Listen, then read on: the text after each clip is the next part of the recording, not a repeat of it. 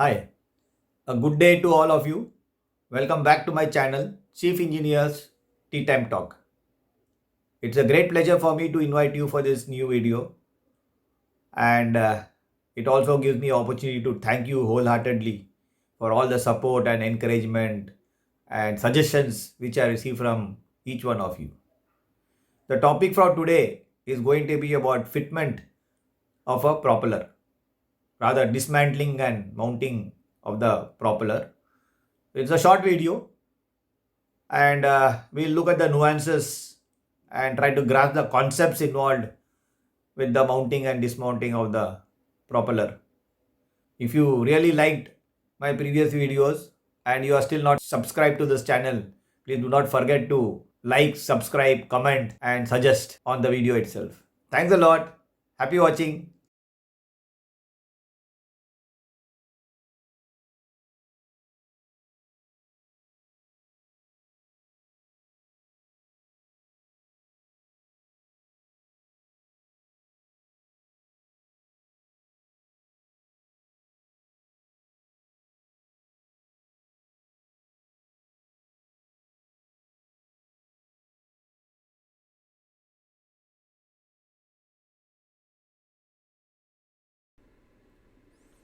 In this video, we are only going to see the process of removal and refit of the propeller by a method called the SKF method, which is very popular. The concept is also called oil injection method or wet push-up method. The other methods are the pilgrim nut method and the hydraulic nut push-up methods, which will be dealt with separately. They have a propeller nut, and the propeller nut contains the inbuilt hydraulic jack. The status here reflects the position after removal of the securing cone and the chrome liner of the aft seal. Now, in this method, you can see that the jacks are going to be external and the propeller nut does not have an inbuilt jack. It is a simple nut with some arrangement for tightening. You can see some holes are provided here. So a suitable device can be inserted in the hole, and I have seen that the yards just run some wire and then they pull the wire with the winch ashore and then they turn the propeller nut. I mean, that's just one of the methods, it's not necessary. So the idea is we have to open up the propeller nut, whichever is convenient for you. Now let us get started and let us open up the propeller nut. Now more important thing is we need to get some wooden blocks here and then place it at between the propeller nut and the propeller boss. The idea is when the propeller boss gets released from the shaft, it might come up with the velocity and it might go and touch the propeller nut and create an impact, and this impact might cause some damage. So we need some wooden blocks just to absorb the impact. Now let us get started. You know what is going to happen.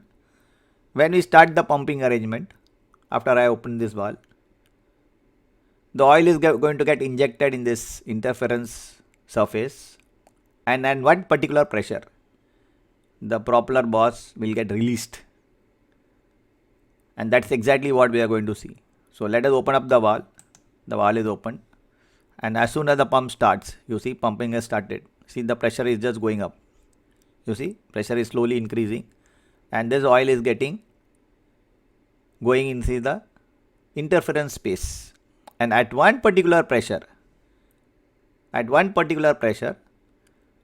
the boss will just release from the taper, and that's exactly what you are going to see. You see, there the boss has got released. The propeller boss is no longer tight on the tail shaft. So then we of course remove the propeller nut, secure the propeller boss, remove the propeller nut, and then this propeller nut can be taken ashore to a safe place. The propeller itself can be shifted ashore or kept down, depending on what is the further scope of work with the use of suitable chain blocks and cranes. Now there may be a lot of work which will logically follow this step of removal of the propeller. Depends on the survey requirements, observations. This work you can expect, but we are not going to deal with it in this video. We need separate videos and further details for those type of work. And let us just look at the gist of the work which is possible that will happen after this. One is remove and replace the aft seal. Inspect the chrome liner and then either renew it or repair it. Withdraw the tail shaft and then have a look at the stern tube. This of course will be followed by corrective action if required based on observations. We will have a lot of testing to be done on the tapered part of the tail shaft and the conical surface of the propeller boss. What is the type of testing? The non-destructive testing for possible cracks. So this is generally done, and once everything is done up, we have to plan for fitment of the propeller. We are going to now look at the fitment of the propeller. Now of course everything is done up. This of course was preceded by the fitment of the aft seal, and the chrome liner is already placed in place, and then we will position some jacks which are going to do the push-up part of it, and then let us put back our propeller nut. There the propeller nut is in place. Now we can guess what is going to happen. We need to rig up the hoses for this jacking to happen. So let us just rig up the hoses. They will be almost as shown here.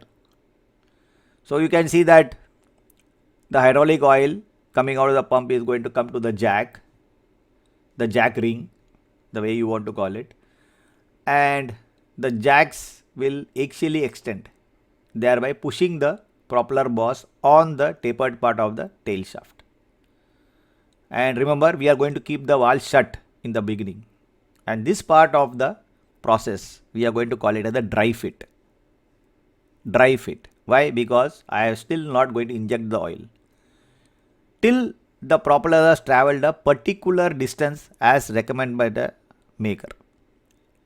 In this video, I have taken the example from one ship, his recommendation from the manual, and he gives you a particular distance by which the push-up has to happen with the reference mark. From he will give you some guidance from where it should be counted, right? Once the nut is fully tight and you can no longer tighten with the normal conventional means, start measuring the push-up. So, or some point from the, with reference to the ship's hull, some method will be given from where you have to start measuring the push-up. And I also have a dial gauge here, which is also going to measure the push-up. The starting point, once you follow the manual's instructions, then it is just a question of commencing the push-up. That's exactly what you are going to see here. Now I am going to start commencing the push-up. Just watch that the valve is shut and I start commencing the push-up. The oil is already reached the jack. The pressure is slowly going to build up. You see, as the pressure is building up, the jacks are moving away. The boss is riding up the cone or the tapered part of the propeller shaft, and you see the distance is started happening. The propeller is started moving up, so it's already moved up by this distance. So let us take it till the recommended part as given recommended by the manual. So here you see the propeller has moved by a distance as per the guidance of the maker. Now the maker says after this distance you go for the wet fit. So what is the wet fit? That means he recommends that we should start injecting the oil here now. So what do? I have to open the valve. So let me open it up. There the valve is opened. So as soon as the valve is open, the oil from this locked up oil will start flowing into this. So obviously there will be a drop in pressure. See, the pressure is dropping. You see, there will be a drop in pressure, right? This is expected. And then further pumping is going to result in an increase in pressure again, and the push-up is going to commence. So there you see, as the pumping is going on, the jacks are still extending, the propeller is still traveling, the propeller boss is still traveling up the tapered part of the tail shaft, push-up distance is increasing, and the point to be noted here is oil is continuously being injected here. So the force of friction which these jacks are going to face is considerably reduced because of the boss is floating.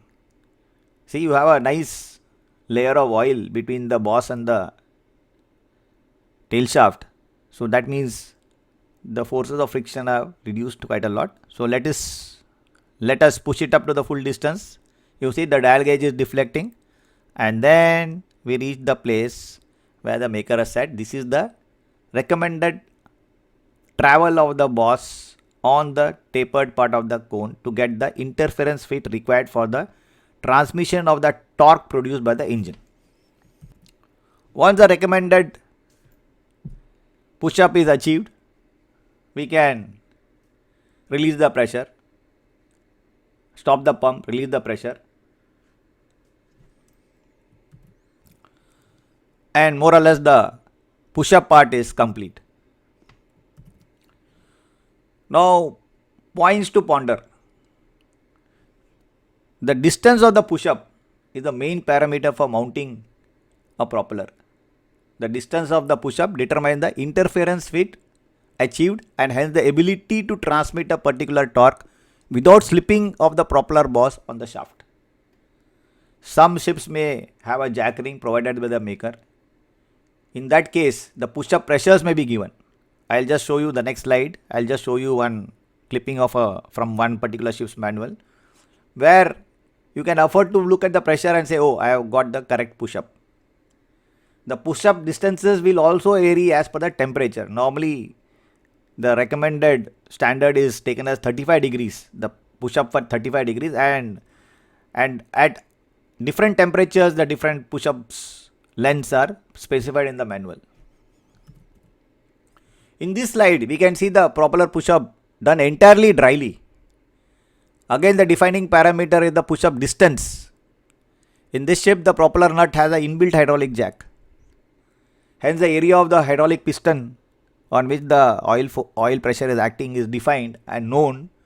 The maker is also able to advise the pump pressure required to get the recommended push-up distance. Remember, if the nut does not have an inbuilt jack, then the maker will not provide you the oil pressure values. In this case, what does he say? At 35 degrees, I recommend that the boss should be pushed up to 22.55 millimeters. And he has given a maximum. If you exceed the maximum, the stresses on the propeller boss and on the tail shaft are going to be more, which will result in possibility of surface cracks. So you should not exceed this maximum recommended push-up distance. Right. You can see the push-up distance have been given for different temperatures. So it's very important that when you are commencing the push-up, you should know what is the temperature of the ambient temperature or the temperature of the propeller at that point of time when you are carrying out this push-up. And the table here is showing you that for different frictions, coefficient of frictions, you see what is the oil pressure will be required. You see, when the coefficient of friction is increasing, the resisting force for the push-up is going to be very heavy. So that means we need higher and higher pressures. You see, higher and higher pressures for the oil to push it up. Remember, we are still, in this case, we are talking about a completely dry fit. You see, it's just for you to appreciate. You see, as the coefficient of friction is increasing, I have got more and more oil pressure required to do the push-up. So obviously, who wants to do a job with very high pressure when you have alternate way of doing it with very, very low pressures? So that is how the SKF method became popular, that with very low pressures we are able to achieve the interference fits, because we are injecting oil and we are almost making the coefficient of friction very less. The class required that the degree of interference should be such that the frictional force at the interface can transmit 2.7 times the nominal value of torque when the ambient temperature is 35 degrees. This is just for our reference and guidance. And in the wet injection method, the coefficient of friction during push-up is reduced to almost 0.015. Look at this. We are now here in 0.2, but of course, depending in the dry method, we have no idea. Depending on the material, it might go to 0.04. But when you are putting that oil injection in the wet method, it can come down to 0.015. But on release of the oil pressure, the coefficient of friction can be 0.12, which is far superior to what you are seeing here. Here we are achieving 0.04. But when you release the oil pressure, the amount of interference you have achieved is now almost like you need 0.12 frictional coefficient of friction required to pull or turn the propeller or make the propeller more slip on the shaft. So that means with lower hydraulic pressures you can achieve a very high interference fit. So this is just the gist of propeller mounting. As I told you, we have many methods. So the most important thing is we have to look at the manual. The push-up length is the most important thing. It's not the oil pressure, unless for that particular pressure you are using the ship's particular equipment. If the propeller nut does not have the hydraulic nut and the maker has provided a separate jack ring, then the oil pressure values are valid. But only if you use the maker provided jack ring and not what the shipyards are bringing with their own jacks. You cannot use, because the areas, you have no idea about the areas. Even if we have a keyed propeller, the torque is transmitted only by the interference fit, while the key is merely a backup. But having said that, we can conclude in the industry, when you just see that ships are going for dry docking, the propeller is already mounted by all these makers' advice at the time of shipbuilding. Subsequent docking, the practice might be as simple as just before removal and fitting it back to the original position. Some marking of the propeller position is taken before removal and fitted back to its original position. This is what most of the yards will be following. And the distances, of course, it's as a ship staff, it is our duty to also keep a track of the push-up distance. Whether the yard is really bothered or not, we should do it, because that is the means of cross-checking if the more simple method of going by the marking is tallying with the push-up distance as recommended in the manual. So with that, we can conclude this video. Hope we can deal with the other methods later whenever the time permits. Thank you to each one of you for having sat through this video so patiently. If you really like this video, once again, let me remind you to press the like button. Do not hesitate. Subscribe, comment, and pass on your suggestions. I already told in the beginning of the video, but for those who have forgotten, please do that. We'll catch up on the next video.